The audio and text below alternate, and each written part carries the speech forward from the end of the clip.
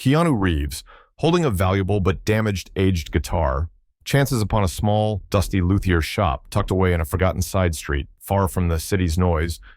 He expects nothing more than a simple repair.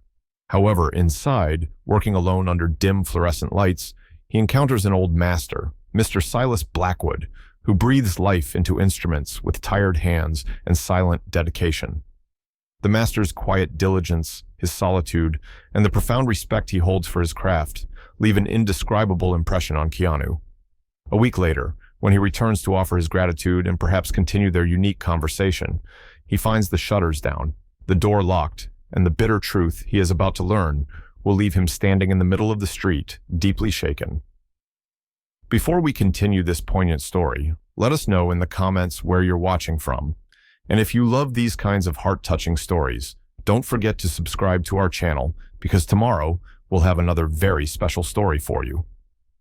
Suddenly veering off one of Los Angeles's perpetually bustling, sun-drenched boulevards, Keanu Reeves found himself abruptly in a completely different facet of the city. This was a forgotten side street, where skyscrapers and luxury boutiques gave way to 2- or 3-story buildings with peeling plaster, weathered by time, remnants of a bygone era.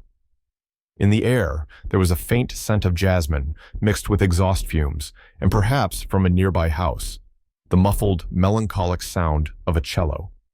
Keanu clutched the hard, sticker-covered guitar case in his hand a little tighter. This guitar was more than just an instrument of strings and wood to him. It was a piece of his soul, filled with priceless memories from his youth, from his first band. And now, that precious piece had been damaged in a minor accident.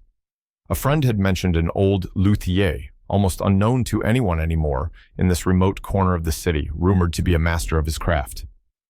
His name is Silas Blackwood, his friend had said. He's a bit peculiar, doesn't talk much, a man unto himself.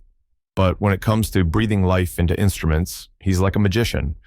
If anyone can save that guitar, it's Mr. Blackwood. Tempwood. And so, upon this recommendation, Keanu, with his renowned humility and simplicity, without informing anyone, shedding the protective shield of his fame, had set out merely as a musician wanting his guitar repaired. Was this mysterious master truly as skilled as his friend described? And what kind of story awaited Keanu behind that dusty shop? These questions fueled his curiosity. Towards the end of the street, slightly set back from the other shops, he saw a small wooden storefront, its window obscured by years of grime and cobwebs, and a faded, handwritten sign above it. Blackwood & Sons Luthier Atelier, since 1958. The Sons part now seemed like a sorrowful relic of the past, for the only sounds emanating from within were the faint, rhythmic scraping of wood and an occasional deep sigh. The old brass bell above the door chimed with a tremulous, melancholic sound as Keanu stepped inside. The interior was even smaller than it appeared from the outside and felt like a time capsule. The walls, up to the ceiling, were lined with violins, violas, guitars, and other stringed instruments, each telling a different story, some half-finished, others awaiting repair. The air was thick with the sharp scent of resin, the unique, Swedish aroma of old wood, and that indescribable, nostalgic smell of accumulated dust from years gone by. A dim fluorescent lamp illuminated a large old workbench in the exact center of the workshop, covered with tools and wood shavings. And at that bench, his back to the door, sat an old man, his shoulders slightly stooped. This had to be Mr. Silas Blackwood. The man seemed not to have noticed Keanu enter, or perhaps he had, but was too deeply engrossed in his work to look up. With a small, sharp tool in his hand, he was meticulously trying to repair a fine crack on the body of a violin. His fingers, despite the lines and calluses of age, moved with surprising dexterity and grace. Each touch was as delicate as a surgeon's, as artistic as a sculptor's. At that moment, it seemed as if nothing else existed in the world for Mr. Blackwood but that violin and the small tool in his hand. This silent dedication, this profound respect for his work, deeply impressed Keanu. He hadn't expected to encounter such a craftsman, one working with such pure passion and quiet devotion in a world where fame and money were believed to buy anything. What was this man's story? Why was he so alone? And for how much longer could those tired hands continue to breathe life into these instruments? These questions began to sprout like seeds of curiosity in Keanu's mind. This dusty shop was not just a repair workshop. It felt like a sanctuary of a fading world, a forgotten art, and perhaps a broken heart. And Keanu had just stepped through the door of that sanctuary. Keanu Reeves watched Mr. Silas Blackwood in silence for a while. Every movement of the old man reflected a mastery accumulated over years and a deep love for his craft. The intense aroma of resin and wood in the workshop strangely brought Keanu a sense of peace. This place was a sanctuary, purified from the artificial glitter and noise of the outside world, a haven that seemed to defy time. Keanu involuntarily thought of his own life, constantly being in the public eye, every move scrutinized, every word twisted into different meanings. Whereas here, in this small, dusty shop, everything felt so real, so pure, and so meaningful. Mr. Blackwood's very presence was a story in itself. But what was hidden within the pages of this story? Keanu's curiosity grew stronger. Finally, Mr. Blackwood slowly placed the violin he was working on onto the bench and stretched with a deep sigh. It was then that he noticed Keanu standing at the entrance of the door. The old man's eyes, even in the dim light, sparkled with a sharp intelligence. He scanned Keanu from head to toe, but there was neither surprise nor curiosity in his gaze. Rather, it was as if he were greeting a guest he had long been expecting, but whose identity he didn't know. This lack of reaction surprised Keanu even more. Had Mr. Blackwood recognized him, or did fame hold no meaning beyond these walls? "Welcome," Mr. Blackwood said, his voice, though carrying the weariness of years, still held a strong timbre. "How can I help you, young man?" The term "young man" brought a faint smile to Keanu's face. There weren't many people left in Hollywood who addressed him that way. "Hello, Mr. Blackwood," Keanu said, his tone respectful. I came upon a friend's recommendation. He said you could repair any kind of stringed instrument." He slowly extended the guitar case forward. "This guitar, it's very precious to me, but it was damaged in a small accident. I was wondering if it could be repaired." Mr. Blackwood rose from his seat with slow movements and walked towards Keanu.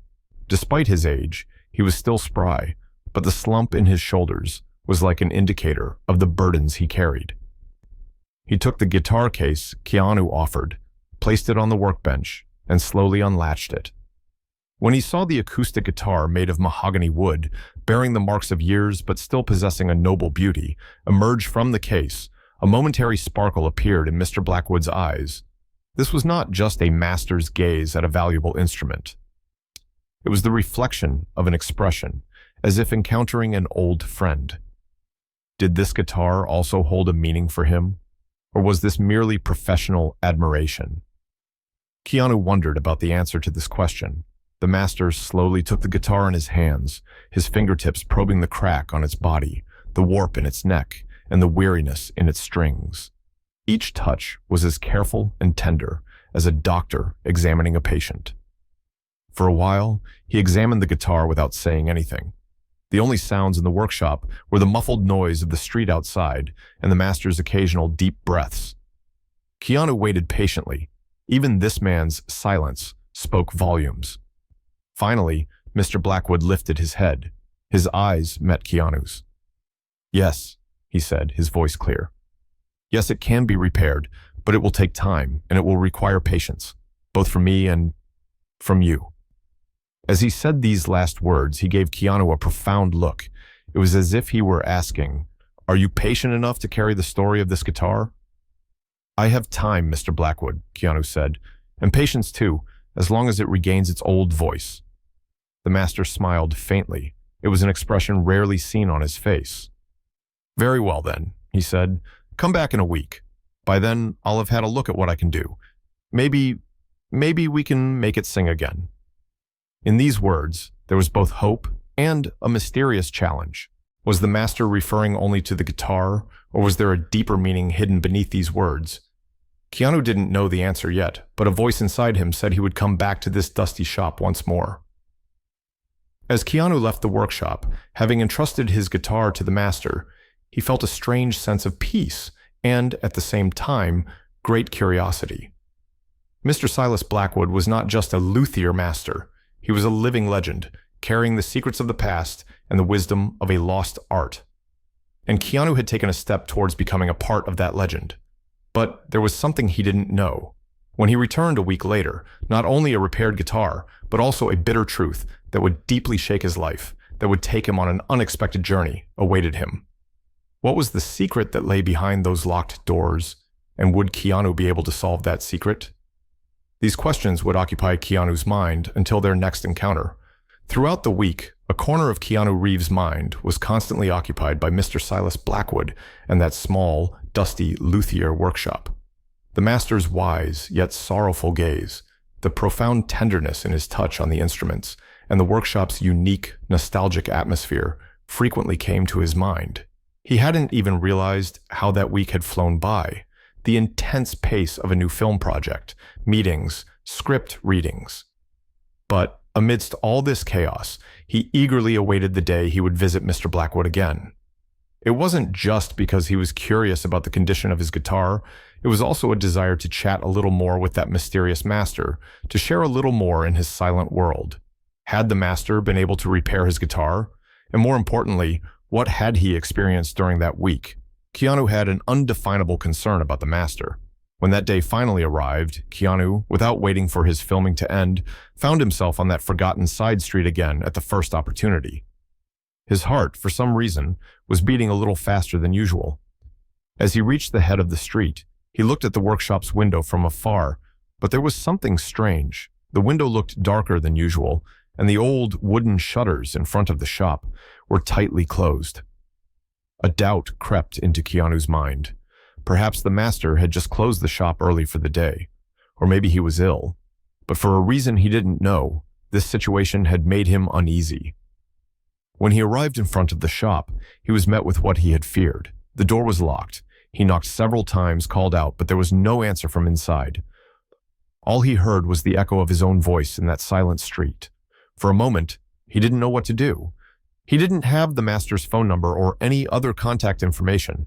The information his friend had given him was only the address of this shop. Had something happened to the master? This thought began to gnaw at Keanu. Just then, a woman in her 60s with glasses and a kind face emerged from the shop next door, an old but well-kept establishment with a sign reading Evelyn's World of Antiques, similar to Mr. Blackwood's. This was Mrs. Evelyn Holloway. Seeing Keanu waiting anxiously in front of the shop, she walked towards him with a curious expression on her face. "Hello," Mrs. Holloway said, her voice gentle and warm. "Are you looking for someone, sir? Mr. Blackwood, perhaps?" Keanu turned to the woman. "Yes, ma'am," he said. "I'm looking for Mr. Blackwood. I brought my guitar for repair last week. He said I could pick it up today, but the shop is closed." The kind expression on Mrs. Holloway's face was suddenly overshadowed by a sorrowful cloud. She sighed deeply. "Oh, my dear boy," she said, her voice mournful. "I'm afraid Mr. Blackwood won't be able to open his shop for a while." Keanu's heart tightened. "Why? Is there a problem?" "Is he all right?" he asked anxiously. The sorrow in this woman's eyes did not bode well for Keanu. Mrs. Holloway gently touched Keanu's arm. "Come," she said. "Let's talk inside. Let me offer you some tea. What I have to tell is not very pleasant, unfortunately."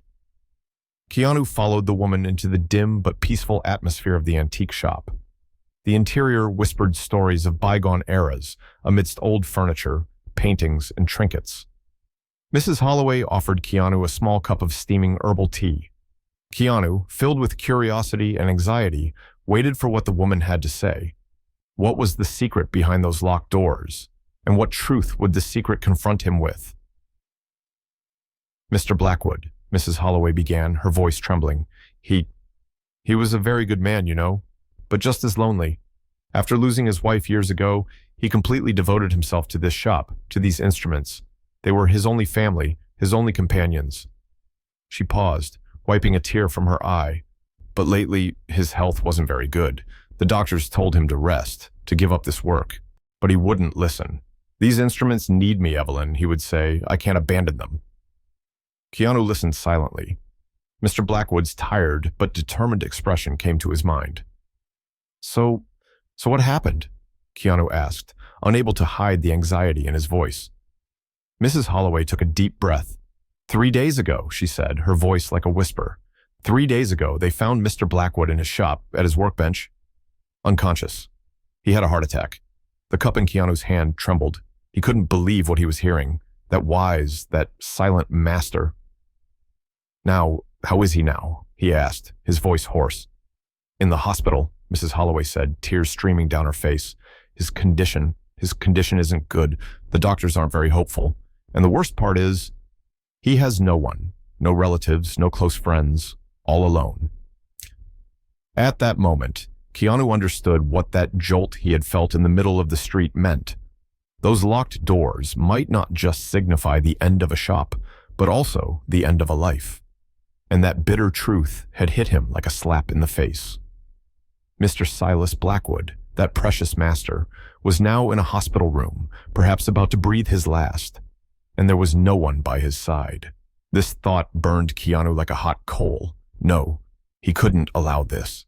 That master didn't deserve to die alone like this. Whether his guitar was repaired or not, it no longer mattered.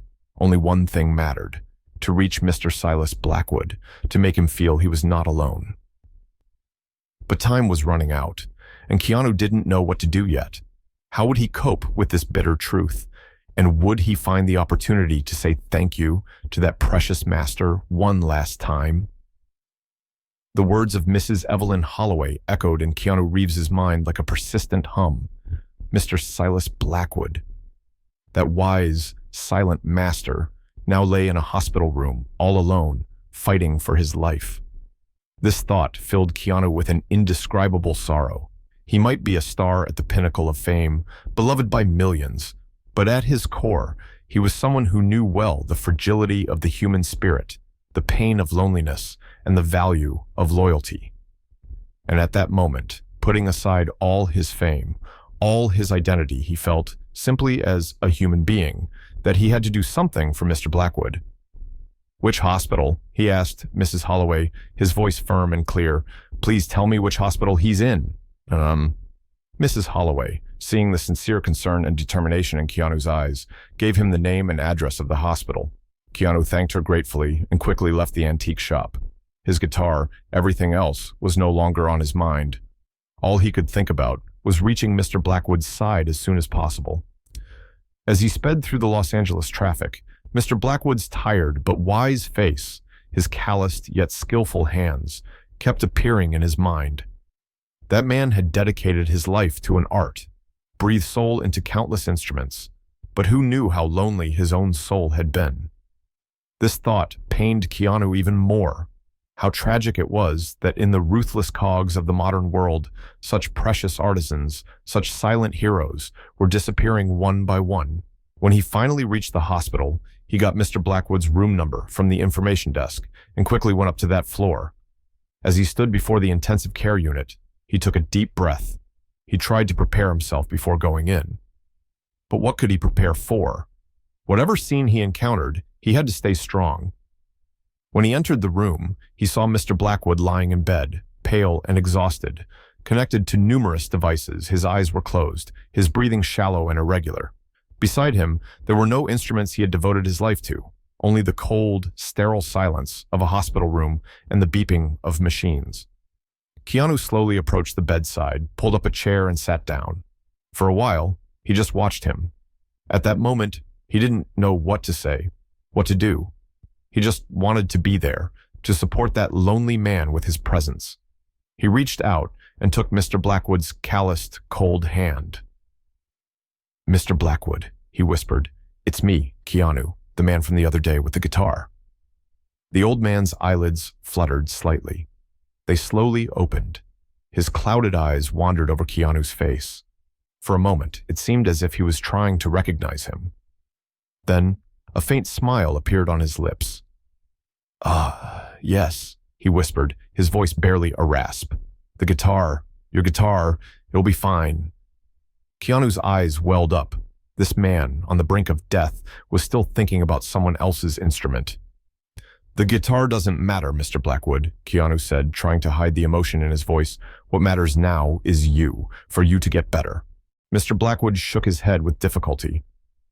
"For me, it's too late for me, my boy," he said, his voice growing fainter. "But my shop, my instruments, they mustn't be left without an owner." A few tears streamed down his face. "They were like my children." Keanu held the old man's hand tighter. "Don't worry, Mr. Blackwood," he said, his voice resolute. "Neither your shop nor your instruments will be left without an owner. I promise you." As he said these words, he didn't yet know exactly what he would do, but at that moment, a voice from within believed it would show him the right way. This wasn't just a promise. This was a pledge of honor from one human being to another, from one artist to another. That day, and for the next few days, Keanu visited Mr. Blackwood whenever he had the chance. Sometimes he sat by his side in silence for hours. Sometimes he read to him, and sometimes he just held his hand. He spoke with the doctors, asked about everything that could be done for the master, but unfortunately, medicine was now helpless. Mr. Blackwood's heart could no longer carry that tired body. One late afternoon, as the sun was setting over Los Angeles with a sorrowful crimson glow, Mr. Silas Blackwood, feeling the warmth of Keanu Reeves by his side, peacefully breathed his last. At that moment, a deep emptiness formed within Keanu.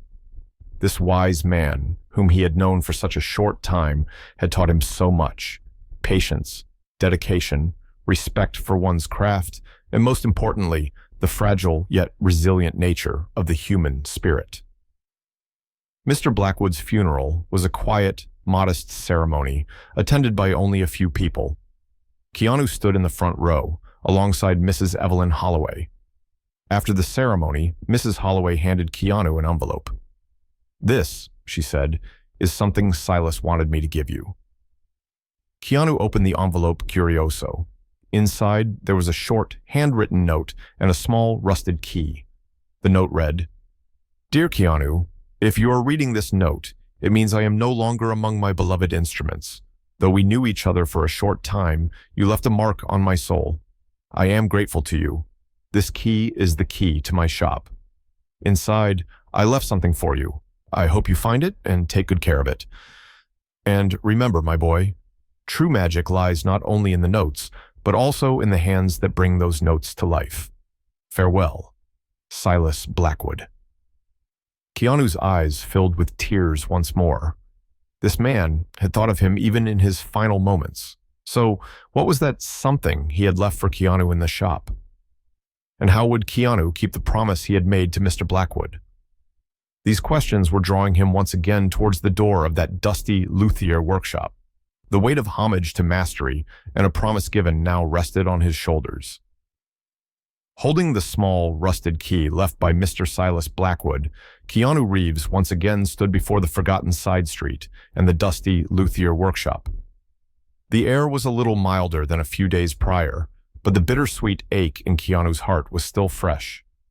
Mr. Blackwood's final words, "True magic lies not only in the notes, but also in the hands that bring those notes to life," echoed in his mind. These words were more than a simple observation. They were like the essence of a life's philosophy. And now, Keanu was about to take charge of the legacy of one of the last representatives of that philosophy. What doors would that small key unlock? And what was that something the master had left for him? Taking a deep breath, he inserted the key into the lock of the shop's old wooden door.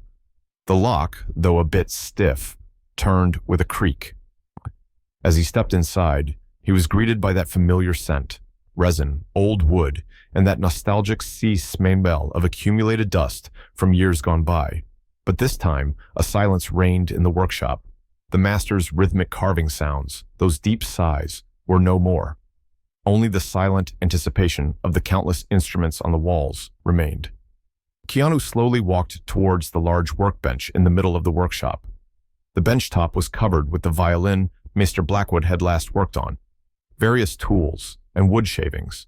It was as if the master might return at any moment and resume his work. And right in the middle of the bench, carefully placed, was an object covered with a clean cloth. This undoubtedly was what the master had left for Keanu. Curiously, Keanu lifted the cloth. What lay beneath was his own damaged old guitar. But with a difference, the guitar looked as if it had been renewed by a magical touch. The deep crack on its body had been skillfully repaired, the warp in its neck corrected, its strings polished and tuned. The guitar was quite literally breathing again.